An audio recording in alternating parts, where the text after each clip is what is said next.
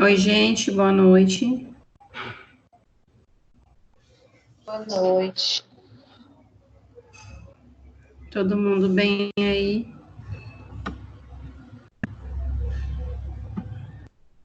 Sim. Hoje tem pouquinhos.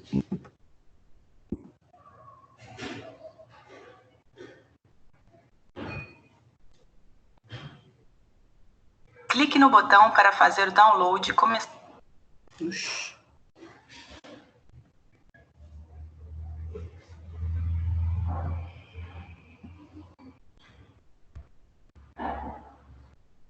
Bom, hoje a gente vai continuar, então, de onde nós paramos. E até que a gente não vai se estender muito, tá?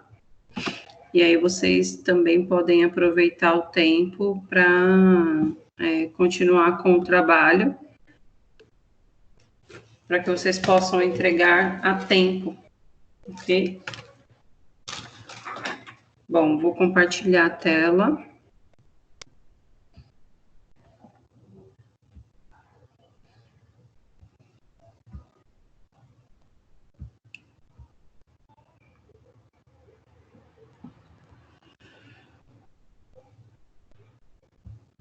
Vocês conseguem ver os slides?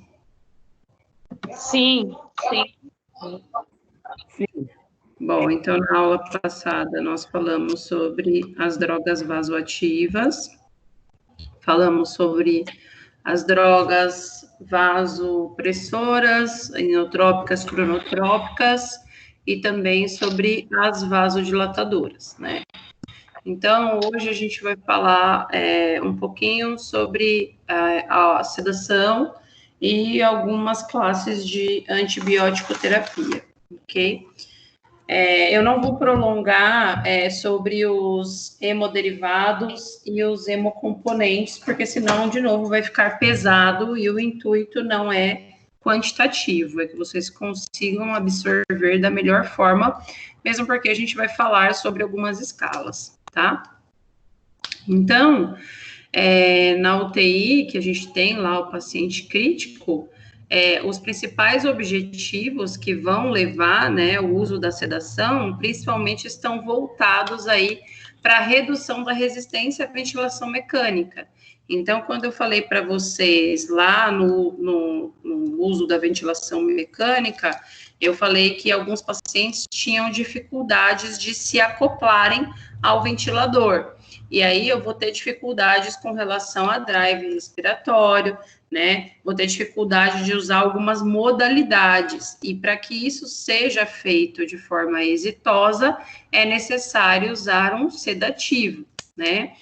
E aí, em alguns casos que esse paciente não vai precisar de uma via suplementar de oxigenação invasiva, né, definitiva, eu preciso reduzir o consumo de oxigênio dele, porque ele vai começar a fazer uma hiperventilação.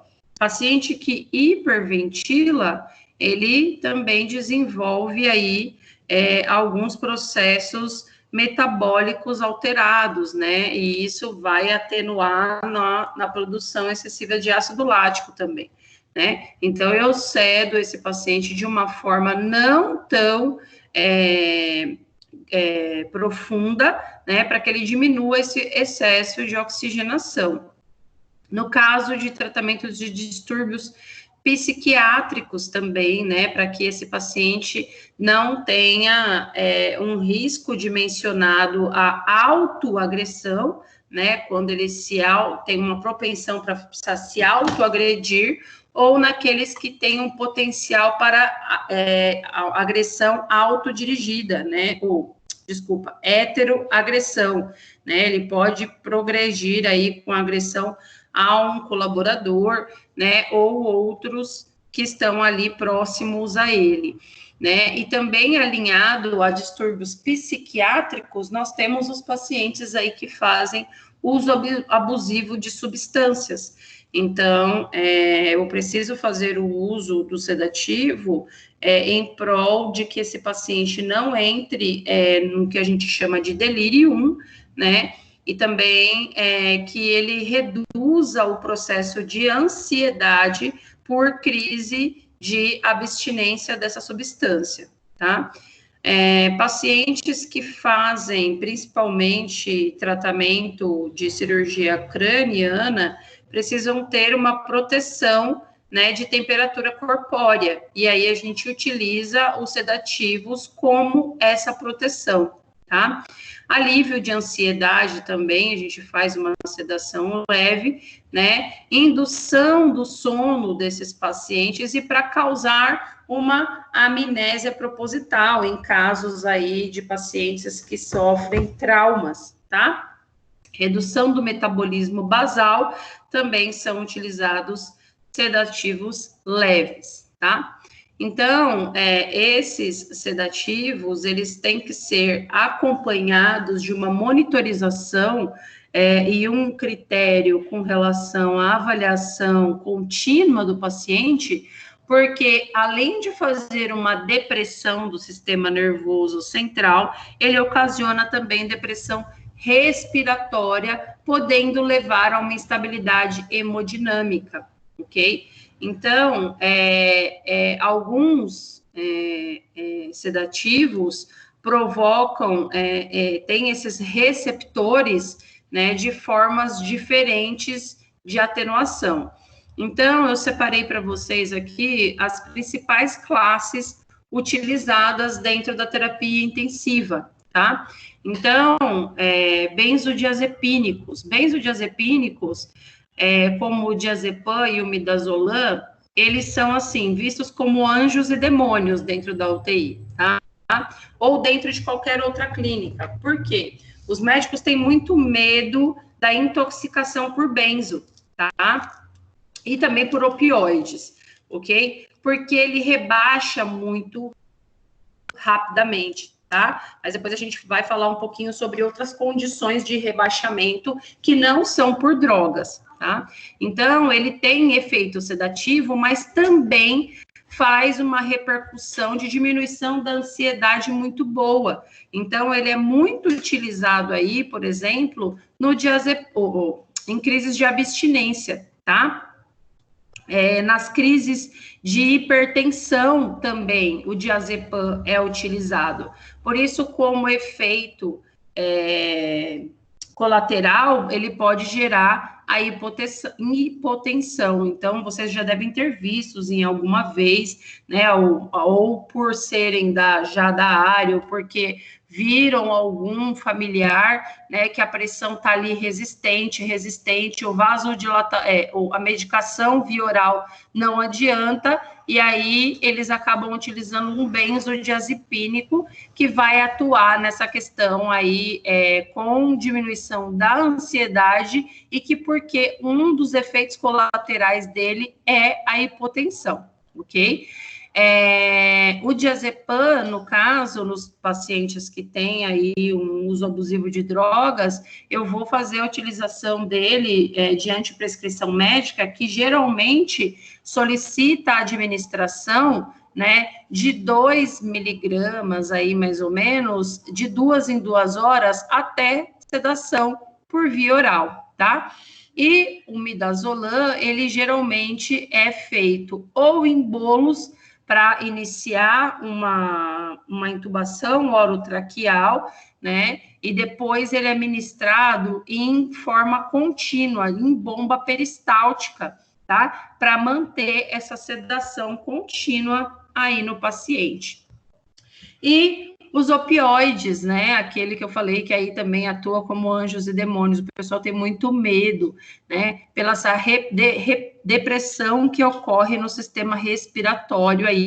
Mas o que acontece é que as pessoas acabam esquecendo de avaliar outros comportamentos, outros sistemas fisiológicos do paciente, além do uso do sedativo como opioide, por exemplo, tá? Então, esse rebaixamento ou a deteriorização clínica do paciente pode ser não ocasionada pelo opioide propriamente dito, mas você tem que levar em consideração toda a fisiologia do sistema. Então, às vezes, eu já vi acontecer desse paciente estar em uso de opioide, e aí ele tem uma constipação intestinal. E essa constipação intestinal, ela é de tão severa importância que ela faz o paciente começar a apresentar vômito, rebaixamento de nível de consciência importante, tá? E aí isso é atrelado ao uso do opioide, vai lá e suspende o opioide. E não é isso, tudo está atrelado, né, ao mau funcionamento intestinal, ok? E aí, ó, pode ver que um dos efeitos colaterais dele é redução da motilidade intestinal. Então, quando aplicado opioides como fentanil, como propofol, tá? Que é o famoso leitinho, né? Que ele tem vida curta rápida, tá? Precisa usar emolientes, tá? Fecais, né? Então, tipo lactulona, né? Esses derivados aí de emolientes fecais para que o paciente não tenha dificuldade com a motilidade intestinal, tá? Eles têm meia-vida curta, então, geralmente, eles têm que ser associados a um outro sedativo. O propofol, por exemplo, para que vocês tenham uma ideia, ele tem uma vida curta tão, assim, rápida, que ele é bem utilizado na realização de endoscopia, por exemplo, tá? De tão rápida que é a sua ação, ok? E aí, nós temos a ketamina, tá? A ketamina, ela também é considerada como uma analgesia profunda, tá? E aí ela pode interagir com outros opioides, tá? A ketamina, ela também é bem utilizada, não só na UTI, mas também em centro cirúrgico, tá? E aí a gente também tem o haloperidol, também conhecido como Aldol, né? Esse é utilizado como um medicamento para diminuir estado de agitação e delirium em pacientes que apresentam aí uma agitação psicomotora, tá? Principalmente nos casos de pacientes que têm um déficit psiquiátrico aí, tá? Que estejam apresentando um perfil psiquiátrico de cognição difícil de controlar, ok? Nós temos o uso dele de apresentação intramuscular, né, e o endovenoso, porém, você fica se imaginando dentro dessa situação de um paciente em agitação psicomotora, você fazendo aplicação EV de Aldol. Não combina muito, né? Até você conseguir um acesso desse paciente, ele já deferiu golpes em metade da equipe, tá? E aí, para que... Gente, tudo bem até aqui? Estou falando muito rápido. Sim, vocês professora, estão conseguindo... tudo bem até aqui. Tudo bem? Então, tá bom, obrigada. Aí nós temos algumas escalas que vão ajudar a mensurar, né, essa avaliação do paciente sobre o estado de sedação, porque vocês conhecem a escala de coma de Glasgow, que é bem utilizada em trauma, né, que é utilizada em situação que não utilize a sedação, porém, agora nós tivemos uma nova atualização, né, que em algumas circunstâncias eu posso utilizar a escala de coma de Glasgow com o paciente sedado, porque eu vou avaliar também a pupila desse paciente, não sedado, mas em estado de coma, ok? Para o paciente sedado, eu posso aplicar a escala de Hansen e a escala de Haas, tá? Essa escala de Hansen, ela é bem pouco utilizada, mas é interessante que vocês conheçam, né? Vai que vocês vão prestar uma prova aí, nessa prova cai uma questão lá, paciente tinha um score de Hansen 6, o que significa isso? Bom, essa escala, ela vai dimensionar, então, a apresentação do paciente, o score dele, né, mediante o uso de sedativos. Então, ele tem o score 1 quando ele se apresenta muito ansioso, agitado, né? Ou tem uma impaciência perante ali o uso do sedativo, né? Então, ele vai ter aqueles olhos midriáticos, geralmente, tá? E ele tá hiperagitado. Ele tem um score 2 quando esse paciente está ok, cooperativo, é orientado, é tranquilo. Então, o melhor score que a gente tem para a escala de Hansen é o 2. O 3 é um paciente que responde somente a comando verbal. Então, ele está lá de olho fechado, né? E você precisa fazer o comando verbal para que esse paciente responda a você, tá? O 4, né, ele recebe esse score quando esse paciente tem resposta ativa somente quando você toca ele ou quando você faz uma pressão na glabela. A glabela é esse local aí próximo à sobrancelha, no final dessa porção do nariz aí, na parte final do nariz de vocês, tá? Ele recebe score 5 quando ele tem uma resposta lentificada, uma resposta débil, tá? Ao toque aí na mesma pressão na glabela, tá? Ou a um estímulo sonoro auditivo. Você vai lá, chama o seu João e ele demora muito para responder.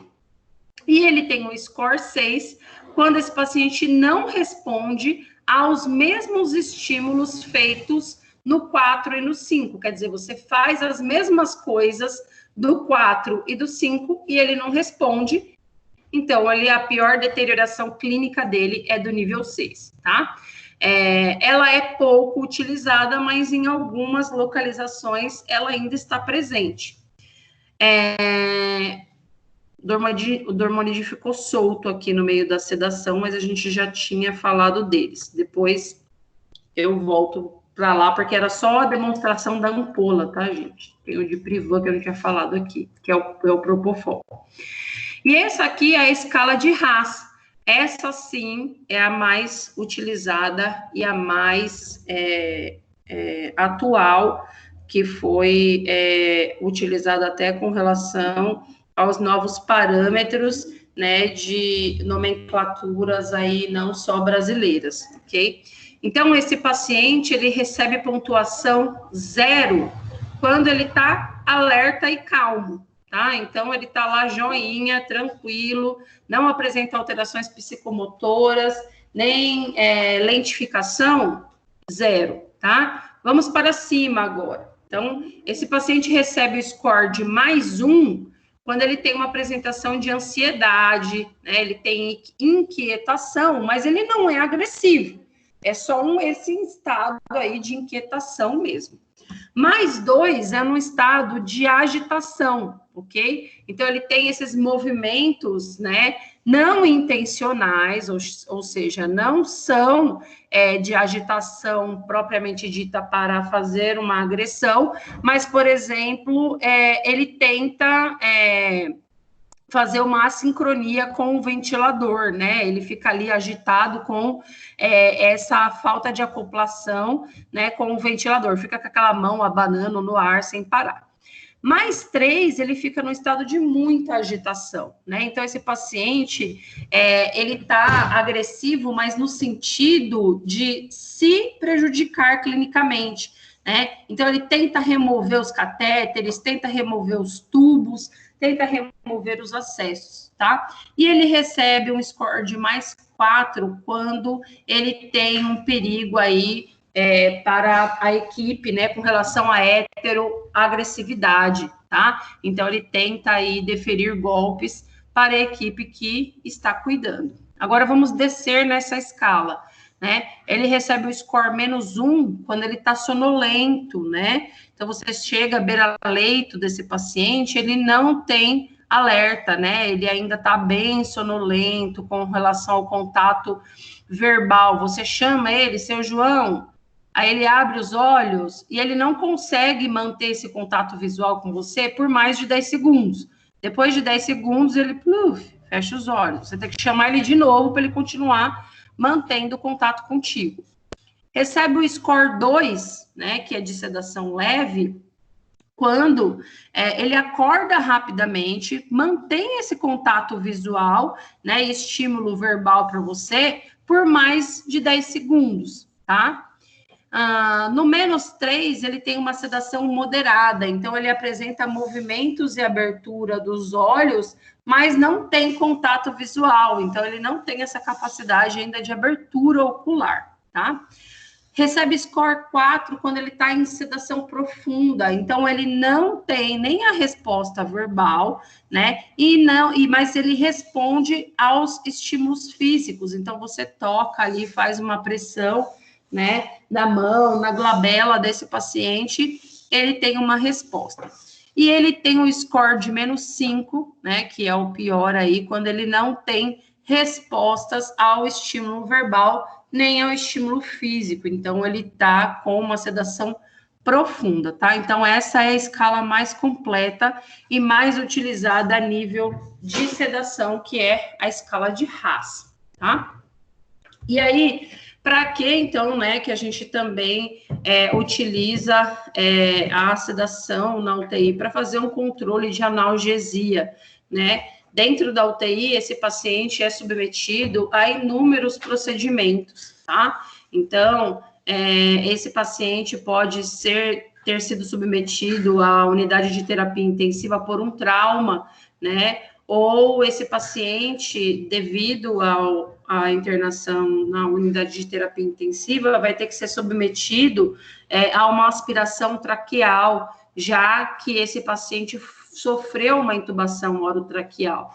As próprias mudanças de decúbitos para pacientes que apresentam feridas, lesões e contusões são extremamente dolorosas, tá? Então, quando esses pacientes tem um limiar, independente do limiar de dor desse paciente, tá? Limiar de dor é o limite, o tanto que você suporta de dor, né? Quando você tem a alteração desses padrões, o que acontece? Você leva esse paciente a produzir hormônios estressores, e isso dificulta muito a terapêutica, né, de melhora desse paciente, dificulta bastante a melhora do quadro evolutivo. Por quê? Frequência cardíaca aumenta, débito cardíaco fica de difícil controle, porque esse paciente começa a ficar agitado, né? E é tudo que a gente não precisa, né? De um maior uso de oxigênio nos níveis músculo-esquelético ou também a nível cardíaco. A gente não precisa que ele fique liberando catecolaminas ou neurotransmissores aí, como a noradrenalina, para se transformar em adrenalina, né? As próprias múltiplas punções, né, que vocês já sabem, ou se não sabem, ficam agora cientes que na unidade de terapia intensiva, esse paciente é submetido a punções diariamente, tá?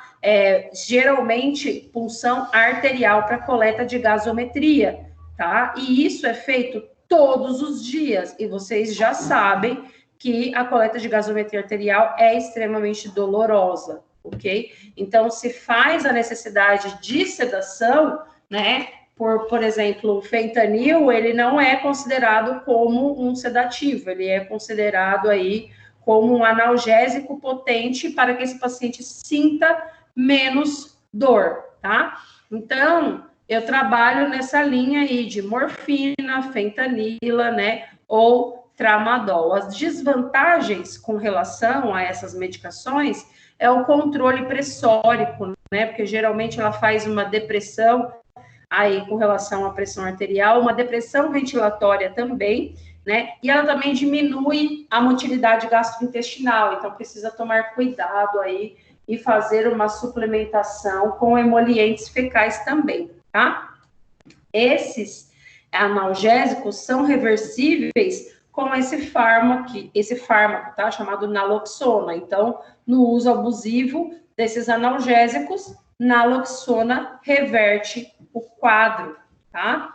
Então, para que se faça um planejamento adequado de uma sedação, primeiro, eu tenho que levar em consideração esse paciente, as questões de causas reversíveis da agitação, né? Eu preciso mesmo sedar esse paciente? Ou ele está num processo de dor muito intensa que eu posso minimizar de alguma forma, né? Ou eu posso usar um outro tipo de medicação para que ele saia desse delírio e não precise sedar, praticamente dito, tá? A sedação é a última escolha, não é a de primeira classe, tá?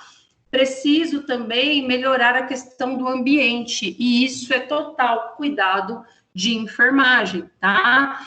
Esse subconsciente do paciente, já tem muitos estudos científicos que demonstram o tanto que esses pacientes conseguem relembrar o que aconteceu enquanto eles estavam nesse estágio de coma, né? Não é porque o paciente está sem resposta, né, que ele não vai se recordar do que aconteceu. Então, postura, integridade, né, e comportamento são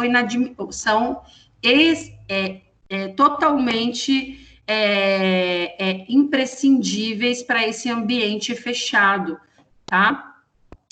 Esse nível de sedação, ele precisa ser avaliado e ser acompanhado diretamente, tá? Além de verificar essa questão de padrão de sono do paciente quando for desmamando dele, tá? Em algumas instituições existem protocolo e algoritmos de sedação, tá? Justamente para que esse paciente se mantenha com uma sedação mais superficial, né? Para que ele não afunde, não rebaixe muito, ok?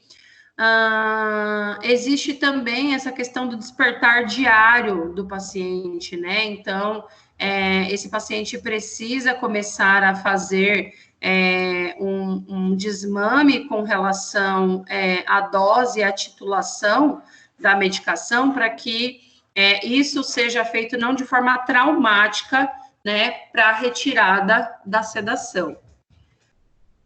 Tudo bem, queridos? Sim. Alguma dúvida até o momento? Não. Tá. Bom, e da classe dos antibióticos, o que a gente tem de diferença aqui, né?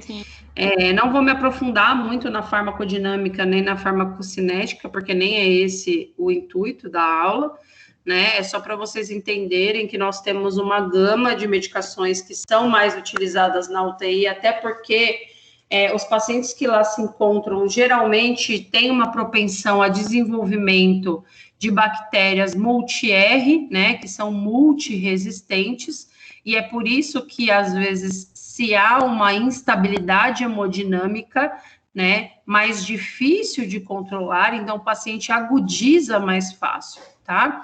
E aí a gente tem uma diferença com relação a essas classes medicamentosas. Então, nós temos os bacteriostáticos, né, e esses vão inibir a reprodução dessa bactéria, né, lembrando que a bactéria, ela tem uma linha de DNA, ela não é uma RNA, tá? E aí, essa capacidade bacteriostática, ela destrói o sistema de defesa da bactéria, tá?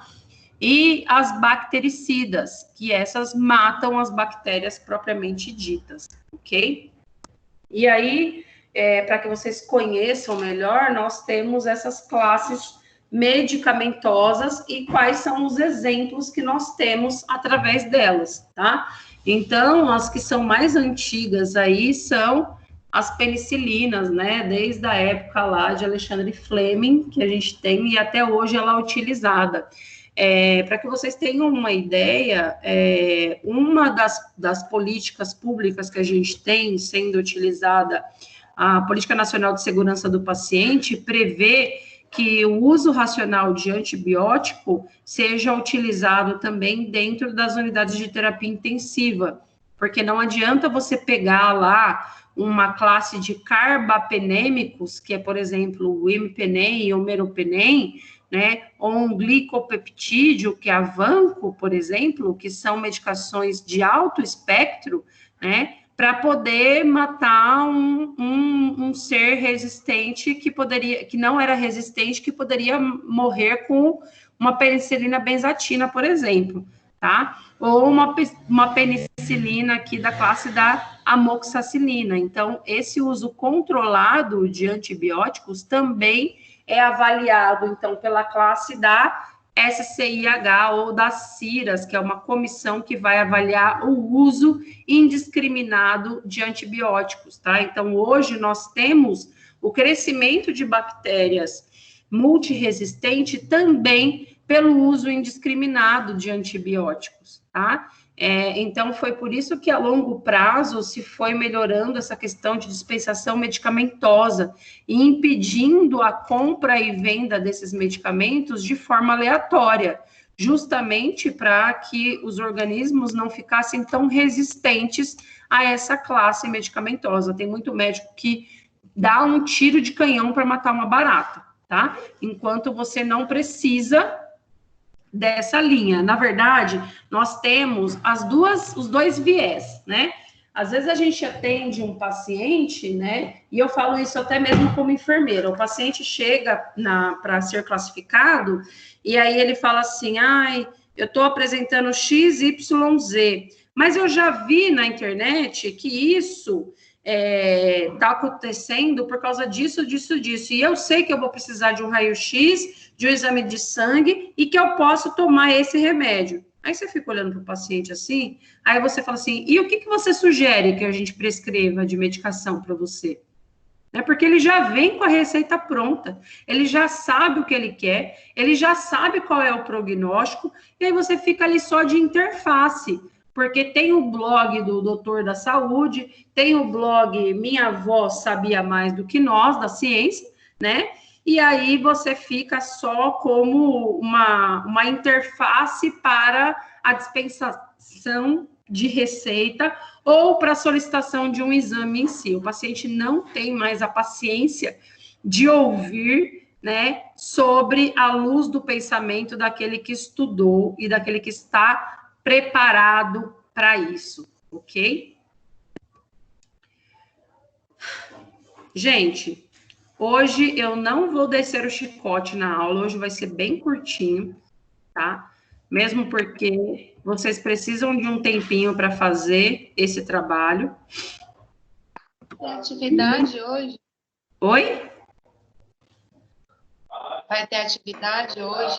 Não, amoreca, hoje não vai ter atividade. Hoje eu já estou liberando vocês para serem felizes. Vocês têm alguma dúvida? Não. Não?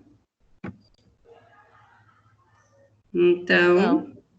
por Boa hoje noite, é Pro. só, pessoal. Boa noite. Ah, espera! Deixa eu falar uma Sim. coisa. Amanhã é quinta, né? Sexta. Não, mulher, amanhã é quinta. Ai, amanhã é verdade, amanhã é quinta, Pro. Eu acabei de sair de uma reunião acadêmica com a coordenadora e com os professores. Sexta-feira não haverá aula, tá? Eu não sei se vocês têm aula sexta-feira com alguém. Tem uma turma minha aí que tem aula comigo. O pessoal Nós temos. do sexto, né, gente? Isso, Pro. Sexta-feira vai ser feriado, tá? Adiantado. Então, a gente não tem aula de seminário integrador da saúde do adulto. Ok. E Tá de bom? segunda ainda não sabe nada, né, Pro? Segunda ainda não Ok. sabemos, tá bom? Por gentileza, avisem seus colegas, tá bom? Tá bom, Pro. Obrigada. Obrigada a vocês, queridos. Uma boa noite, fiquem com Deus, se cuidem e aproveitem o feriado em casa. Pode deixar. Boa noite, Pro. Boa noite, queridos. Boa noite, Pro. Boa noite.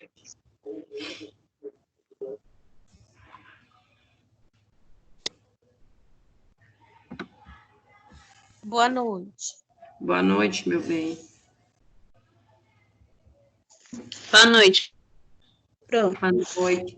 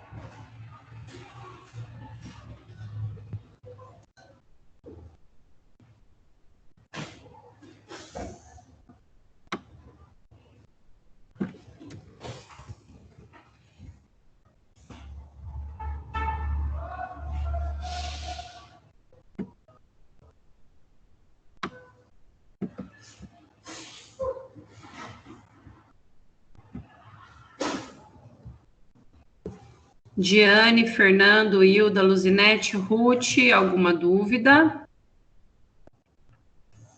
Posso encerrar a aula? Professora, eu entrei agora, consegui chegar em casa agora. Então, mas só que depois eu vejo com a colega, com a Cláudia, se ela pode me passar alguma coisa. Ah, sim, mas você pode assistir a aula gravada depois, Ah, é verdade, é verdade. Tá bom então, professora. tá bom? Tá bom. Então, a aula de hoje é só, né? Sim, Tá bom, obrigada. Boa noite. imagina.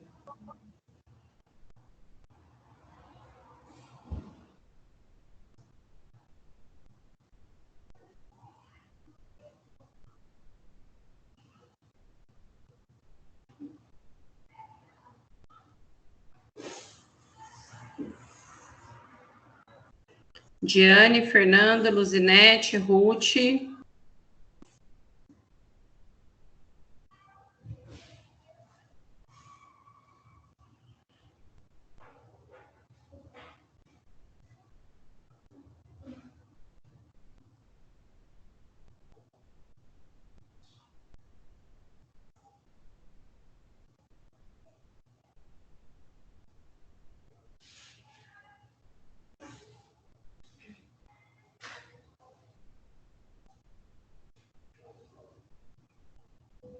Vou encerrar, tá, gente?